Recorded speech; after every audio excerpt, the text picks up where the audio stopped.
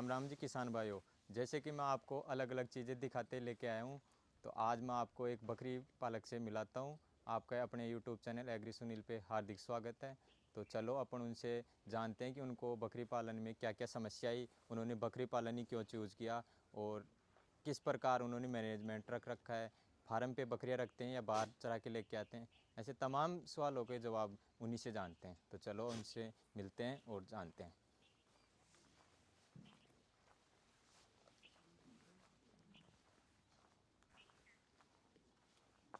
राम राम जी। राम राम जी, राम राम जी। तो आप पहले तो हमारे दर्शकों को आप अपना नाम बताइए और अपने फार्म की लोकेशन बताइए। मेरा नाम मोहनलाल चौधरी है। जी मैं जयसिंहपुरा कांकड़ौदा का रहने वाला हूँ। यहाँ पर मेरा फार्म है, बकरी फार्म। जी। तो आपने ये बकरी पालन कब से कर रहे हो? मेरे को बकरी पालन के लिए 2 साल हो गए अभी। जी। अभी अब आपके पास कितने बकरियां हैं? मेरे पास 145 है बकरियाँ अभी तक। तो इन बकरियों में क्या क्या आपको समस्या आई शुरुआत में? इसमें शुरुआत में बहुत ज़्यादा समस्या आई थी। मैंने 7 बकरी से स्टार्ट की थी प्रेजेंट टाइम में। अब पर 7 से फिर मैंने 12 बकरी लाई, फिर 13 बकरी लाई। इससे मिलाकर मैंने 50 बकरियाँ टोटल की। तो आप अपनी बकरियों को फार्म पे ही रखते हो या बाहर भी चरा के लेके आते नहीं, हैं? फार्म पे नहीं, स्टॉल फील्ड पे भी जाती है, बाहर चलने के लिए भी जाती है बकरियाँ। तो जैसे कोई ज़्यादा बकरियां हो तो वो बाहर इतनी बकरियों को कैसे चरा पाए? नहीं, फिर स्टॉल फील्ड पर रहेगा वो तो। स्टॉल फीड बेस्ट रहेगा। हाँ, और क्योंकि अभी मेरे पास बाहर चलने के लिए जाती है, 120 बकरी बाहर जाती है। तो आप किस पे काम कर रहे हो, दूध पे कर रहे हो या ब्रीड पे या? ब्रीडिंग पे कर रहा हूँ मैं तो अभी। अच्छा, तो आप अपनी बकरियां हमारे दर्शकों को दिखाइए और आइए एक अपनी मिनट। बकरियों के बारे में बताइए।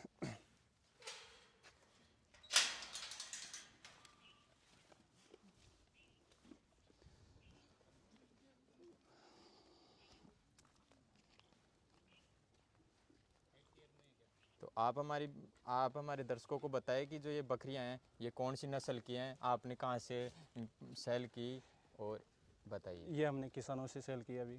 किसानों से? हाँ, जो किसी से 5 ली, किसी से 10 ली, किसी से 20, इस मिलाकर हमने टोटल 50 बकरी ली थी किसानों से। 50 बकरियां। तो शुरुआत में कितनी बकरी रखी थी? शुरुआत में हमने 7 बकरी रखी थी। और अभी 150 बकरियां? 150 बकरी प्लस हो गई। तो आप अपनी बकरियों की कुछ खासियत बताइए जो स्पेशल। इसमें बेस्ट रहती है गुजरी नस्ल। जी ये गुजरी नस्ल है। जी इसे ये 2 जोन है अभी तक, पार्ट है ये। जी ये इसमें इसके बच्चे बढ़िया आते हैं एक तो, जी। और दूध भी अच्छा होता है इसके, और इनमें बीमारी कम आती है एक तो। ये कितना क्या दूध दे देती है? ये 1.5 लीटर 2 लीटर के लगभग दूध दे देती है। और बच्चे कितने देती है? बच्चे 2 भी हो जाते हैं, 3 भी हो जाते हैं इसमें। तो आपने एक बकरी के बारे में बताया, ऐसे और बकरियों के बारे में बताइए। ये सिरोही नस्ल की पार्ट है। जी। ये अभी पार्ट ही है। ये कितने दिन की हो गई? ये हो गई 12 महीने से ऊपर हो गई। अच्छा, तो ये कब बच्चा देगी जब? ये अभी तक क्रॉस नहीं करवाया इसको अभी तक, इसको क्रॉस क्यों नहीं करवाई? क्योंकि 6 महीने बाद में इसको क्रॉस कराएंगे, क्योंकि अभी पार्ट है। छोटी बच्ची रहेगी तो उससे शरीर में प्रॉब्लम आएगी, बच्चे देने में दिक्कत आएगी इसके। अच्छा और छोटी बकरी को हम क्रॉस कराते हैं तो वो दोनों आगे जाके प्रॉफिट नहीं देती है। अच्छा। तो और और अपनी छोटी बच्ची को कराना भी नहीं चाहिए प्रॉफिट के लिए। तो कितने टाइम बाद क्रॉसिंग करानी चाहिए फर्स्ट इसको टाइम? फर्स्ट टाइम के लिए यानी 16-17 महीने से कम होना चाहिए। 16-17 महीने। जी। तो आप अपनी और बकरियों के बारे में बताइए हमारे को। आइए एक मिनट, हमारे और बकरियां हैं। तो ऐसे ये आधी बकरियां बाहर है आधी अंदर, इनका कोई रीज़न है या वैसे ही? नहीं नहीं, ऐसे ही है, कोई रीज़न नहीं है इसमें। ये इसको अलग अलग पोर्शन डालेंगे, उस पोर्शन में जाएगी। ग्याबन अलग रहेगी, ब्याई हुई अलग रहेगी, जी। और जो ग्याबन नहीं हुई पार्टियाँ अलग रहेगी। इसमें ये क्रॉस सबके अलग अलग बाड़े बने हुए हैं। आइए, ये हमारी बकरियाँ ब्याई हुई है सब। ये सारी बच्चा दी हुई है? हाँ, ये बच्चे दिए हुई है सब। तो अभी इनका दूध निकालते हो या बच्चे ही पीते हैं? नहीं नहीं, बच्चे के लिए फॉरवर्ड। अच्छा। तो इस बकरी के बारे में बताइए आप। ये सिरोही नस्ल है। जी ये बहुत स्ट्रॉन्ग मजबूत है ये बकरी। जी। तो ये क्योंकि कितने की क्या प्राइस है इसकी? इसकी ये 40 से 35-40 हज़ार कम मिनिमम मान लो इसके। तो इसके बच्चे वगैरह बच्चे स्ट्रॉन्ग आएंगे पूरे अभी लंबे। ब्याई हुई है या नहीं वैसे? नहीं, ब्याई नहीं, अब ब्याएगी, एक महीने बाद में ब्याएगी। ये क्रॉस लेट हुई थी इसलिए। ये कौन सी बार बच्चा दे रही है अब? ये चौथी बार बच्चा देगी। अच्छा, कितने बच्चे लाती है? ये 2 भी ले आती है, 3 भी ले आती है। कभी कभी 2 भी ले आती है, कभी 3 ले आती है। तो और दूध बढ़िया है इसके। कितना क्या दूध हो जाता है? इसके 3 लीटर दूध है। और ये फीड वगैरह में क्या दे रहे हो अभी? फीड में हम ग्वार का चारा डाल रहे हैं और मूंगफली का चारा। ये दोनों? हाँ। और दाना वगैरह? दाना तो उसको बाजरा डालते हैं जैसे खिचड़ी बना के। जी। तो आपकी और ये बकरियां? ये मिक्स में ये सिरोही भी है, गुजरी भी है, अलग अलग क्वालिटी की बकरियां हैं। तो यहाँ के क्लाइमेट वगैरह से कौन सी बेस्ट बकरी है? यहाँ के इस एरिया के हिसाब से तो गुजरी नस्ल बढ़िया रहेगी। गोजरी? गुजरी, तो गोजरी में से क्या रहा है कि यहाँ बेस्ट है? क्योंकि गुजरी में बीमारी कम आती है एक तो, अच्छा, बीमारी कम आती है। और वो खाने में भी बढ़िया रहती है। जैसे बाहर चराएंगे ना जी। तो अच्छी चरती है। ऐसे अब अपन ये सिरोही वाली ला के डालते हैं ना, तो सिरोही में ये देखो, ये स्टॉल फील्ड पर चरती थी, जी। अब स्टॉल फील्ड पर रखे तो ये अच्छी बन जाए। जी। इसको बाहर चराने जाते हैं तो ये दुबली हो जाती है। अच्छा। गुजरी नस्ल में रोग भी कम आता है। तो आपने ऐसा रोग वगैरह का कुछ सामने देखने को मिला क्या इस बार? नहीं नहीं, इस बार तो ये बारिश की वजह से थोड़ा बहुत समस्या आई थी, उसके बाद में कोई समस्या नहीं आई। तो इनके बच्चे वगैरह भी हमारे को दिखाई, जो इनके और बच्चे हैं, क्या इनका प्रोडक्शन रहा?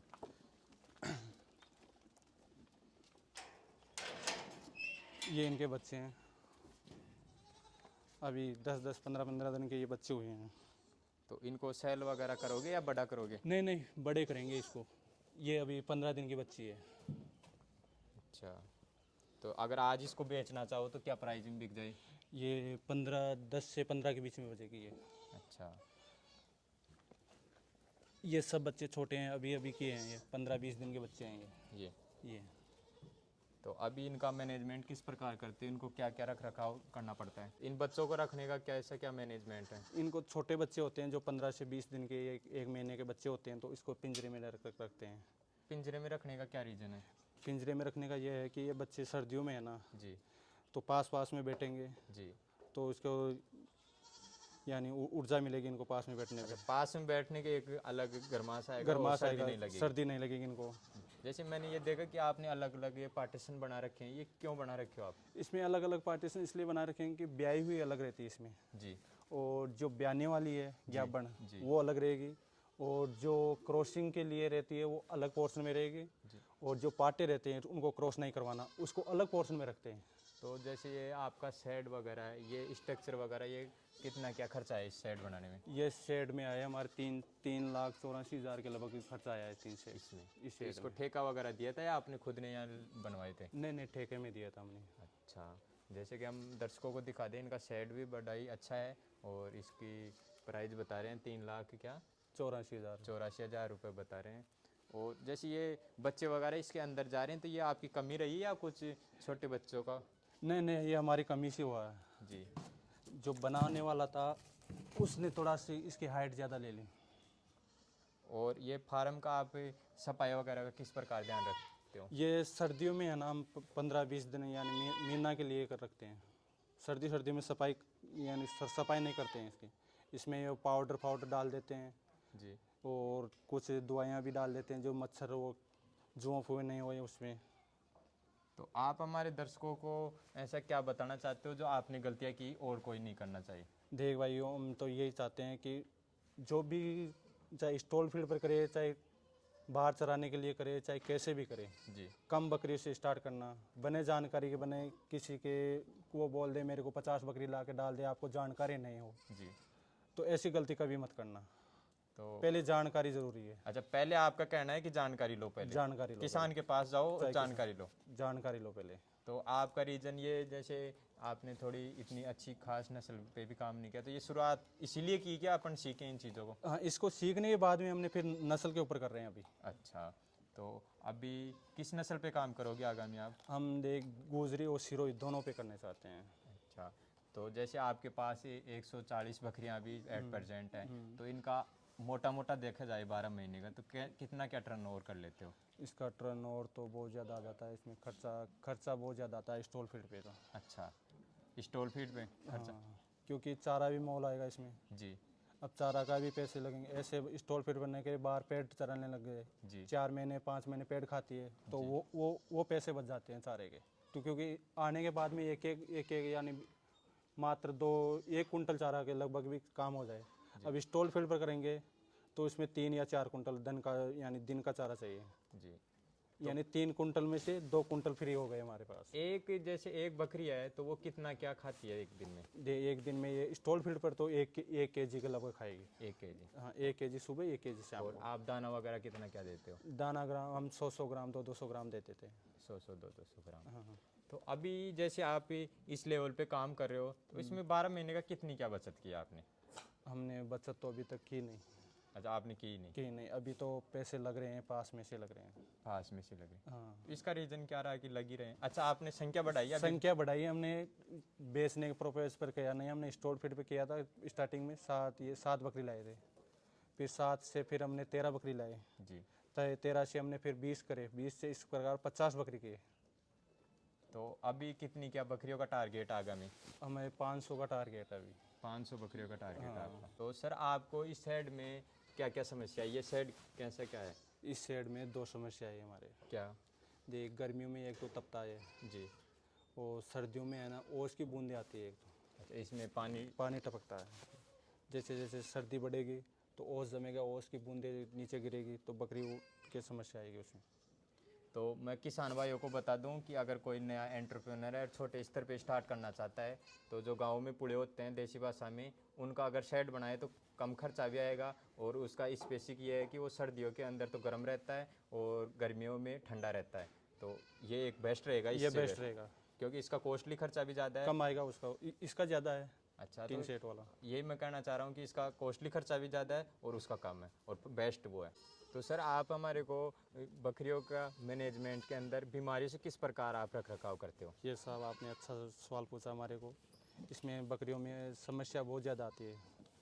तो इसमें सबसे हमने तो डॉक्टर लगा रखा है पहले। अच्छा। वो डॉक्टर टाइम टू टाइम जो भी वैक्सीन है, जो टाइम टू टाइम दे के जाता था। अच्छा, तो आपके बकरियां वगैरह ख़त्म वगैरह नहीं हुई इस बार? हाँ, नहीं हुई, हमारा लॉस नहीं हुआ, क्योंकि डॉक्टर टाइम टू टाइम देता है। जो भी टीके लगते हैं वो टाइम पर आ जाते हैं हमारे।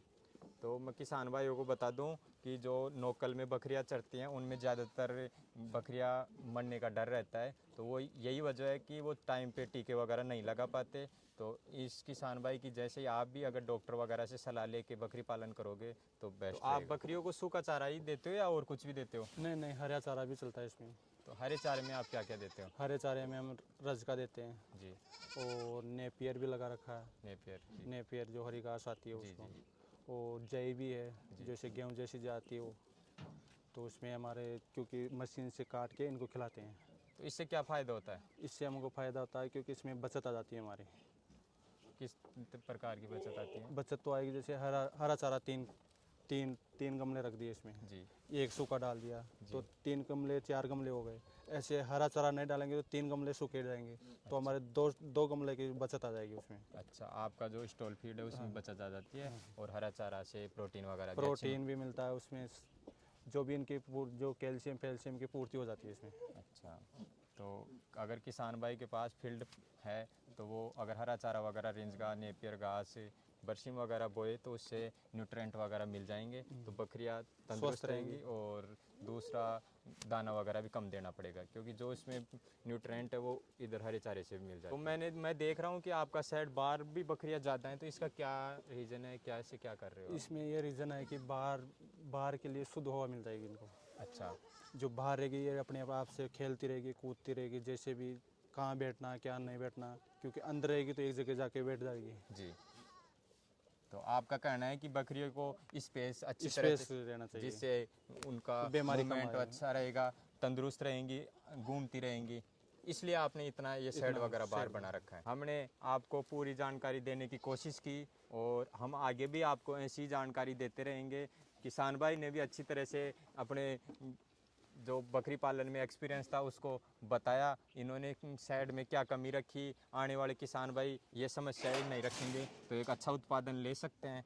तो आपको अगर स्टोरी अच्छी लगी, फार्म अच्छा लगा तो हमारे चैनल को लाइक सब्सक्राइब ज़रूर करें। हम आपके लिए आगे भी ऐसी स्टोरी लेके आते रहेंगे।